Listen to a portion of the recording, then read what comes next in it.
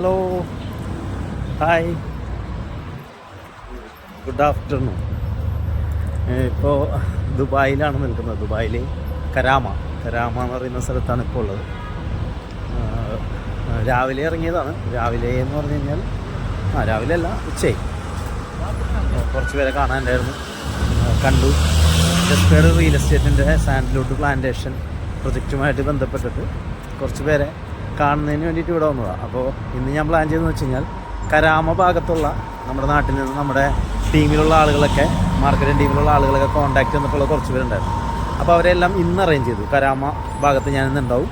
അപ്പോൾ ഇന്ന് നമുക്ക് എല്ലാവരെയും മീറ്റ് ചെയ്യാം എന്നുള്ള രീതിയിൽ അങ്ങനെ 2-3 പേരെ കണ്ടു. ഇന്നിപ്പോൾ നമ്മൾ ഒരു ഓഫീസിൽ അടുത്തൊരു അപ്പോയിൻമെൻറ്റ് എടുത്തു വെച്ചിട്ടുണ്ട്. ഒരു 10 മിനിറ്റ് 5 മിനിറ്റൊക്കെ കഴിഞ്ഞിട്ട് എത്തിയാൽ മതി. ഞാനവിടെ എത്തി, ഏകദേശം ഒരു 5 മിനിറ്റ് കൂടി ഉള്ളൂ. അപ്പോൾ ജസ്റ്റ് ഇങ്ങനെയൊക്കെ വെറുതെ എന്താ പറയണ, ദുബായിയുടെ ഈ ഒരു തെരുവിലൂടെ ഇങ്ങനെ ജസ്റ്റൊക്കെ ഒന്ന് നടന്ന് ഇവിടെയുള്ള സ്ഥലങ്ങളൊക്കെ ഒന്ന് കണ്ട് പഠിച്ച് ഓരോ ബിൽഡിങ്ങും ഒക്കെ കണ്ട് ഒരുപാട് മലയാളികളുടെ ഹോട്ടലും ഇതൊക്കെ കണ്ട് നമ്മുടെ നാടിനെ പോലെ, നാട്ടുകാരെ കാണുമ്പോൾ അങ്ങനെയുള്ള നാടിനെ പോലെ. പിന്നെ ദുബായിലെ കാര്യം എല്ലാവർക്കും അറിയാം, എല്ലാം മലയാളീസാണ്. എവിടെ നോക്കിയാലും മലയാളീസ് തന്നെയാണ്. അപ്പോൾ അവിടേക്ക് വന്നു. ശരിക്കും നാട്ടിൽ ഞാനിങ്ങനെ നടക്കാറില്ല കേട്ടോ, കാരണം കാറെടുത്ത് എപ്പോഴും കറങ്ങി ഇപ്പോൾ ഇവിടെ എന്ന് പറഞ്ഞു കഴിഞ്ഞാൽ നമുക്ക് പിന്നെ അറിയാമല്ലോ, വണ്ടി ഒന്നുമില്ല.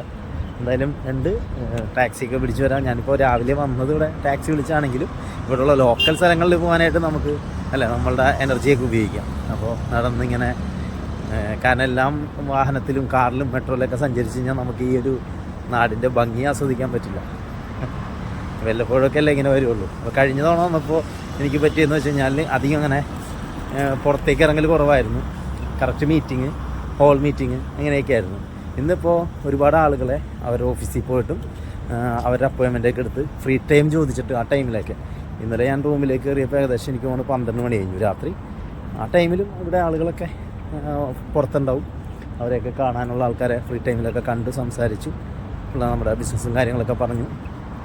എന്തായാലും ജസ്പേഡിലെ റിയൽ എസ്റ്റേറ്റ് പ്രൊജക്റ്റുമായിട്ട് ബന്ധപ്പെട്ടുകൊണ്ട് വിജയങ്ങൾ കൈവരിക്കുമ്പോൾ നമുക്കൊരുപാട് ത്യാഗങ്ങളുടെ കഥ പറയാനുണ്ടാവും. അപ്പോൾ വീടും നാടും എല്ലാം വിട്ട്, സുഹൃത്തുക്കളെല്ലാം വിട്ട് ഇവിടെ ജോലി ചെയ്യുന്ന പ്രവാസികളെ പോലെ, ശരിക്കും ഞാനിവിടെ ഒരു പ്രവാസിയെ പോലെ ഇപ്പോൾ ജോലി ചെയ്യില്ലേ. ഞാൻ നാട്ടിലത്തെ ബിസിനസ് ഇവിടെ പ്രൊമോട്ട് ചെയ്യുന്നു. എന്തായാലും ഒരുപാട് സന്തോഷം.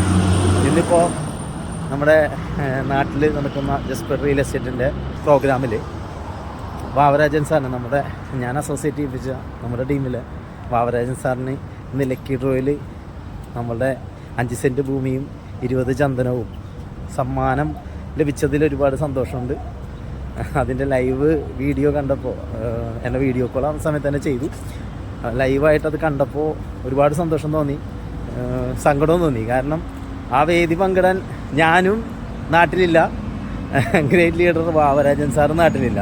വാവരാജൻ സാറ് നമ്മളുടെ ഈ ഒരു ബിസിനസ് പറയുന്നതിന് വേണ്ടി നമ്മൾ ഡോക്ടർ അഞ്ചാംഗിരി സാറിൻ്റെ അദ്ദേഹത്തിന് വേണ്ടി വർക്ക് എടുക്കാൻ വേണ്ടിയിട്ട് കൽക്കട്ടയിലേക്ക് പോയിരിക്കുകയാണ്.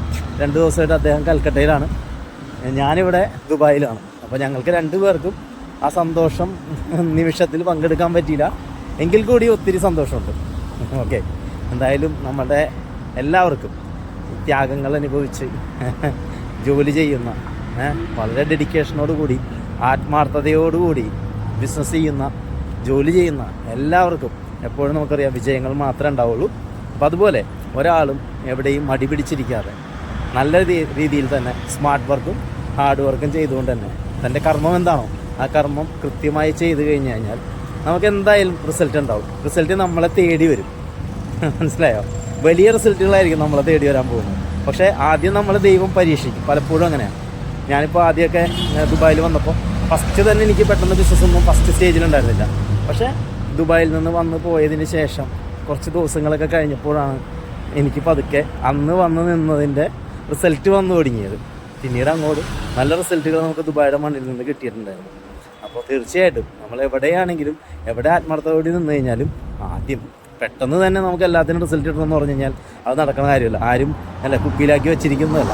നമ്മൾ അതിനെ തന്നെ കൺസിസ്റ്റൻസിയോടുകൂടി ഡെഡിക്കേഷനോട് കൂടി നമ്മളുടെ എന്താ പറയുക ഊർജവും നമ്മുടെ സ്കില്ലും നമ്മളുടെ ടൈമും എല്ലാം നമ്മൾ മാറ്റി വെച്ച് നമ്മളൊന്ന് ആത്മാർത്ഥമായിട്ടൊന്ന് ഇറങ്ങിക്കഴിഞ്ഞാൽ റിസൾട്ട് നമ്മളെ തേടി തന്നെ വരും, യാതൊരു സംശയമില്ല. അപ്പോൾ എല്ലാവർക്കും ജീവിത വിജയങ്ങൾ ഉണ്ടാവാനായിട്ട് ആശംസിക്കുന്നു. എല്ലാവരും കഠിനമായിട്ട് തന്നെ ആത്മാർത്ഥതയോടുകൂടി തന്നെ പ്രവർത്തിച്ചുകൊണ്ട് വിജയിക്കാനായിട്ട് ഒരിക്കൽ കൂടി ആശംസകൾ നേരുന്നു. ഞാൻ എത്തേണ്ട സ്ഥലത്ത് ഏകദേശം എത്തിയിട്ടുണ്ട്. അപ്പോൾ അദ്ദേഹത്തെ ഇനി അടുത്തൊരു അപ്പോയിൻമെൻ്റാണ് അദ്ദേഹത്തിന് കാണാൻ വേണ്ടി ഞാനിവിടെ ലൊക്കേഷൻ ഇട്ട് ജസ്റ്റ് നടന്നതാണ്. അപ്പോൾ അവിടെ എത്തി. അപ്പോൾ എന്തായാലും വലിയ വിജയങ്ങൾ എല്ലാവർക്കും ഉണ്ടാവും, ഉണ്ടാവട്ടെ എന്നൊരിക്കൽ കൂടി ആശംസിക്കുന്നു. ഓക്കെ,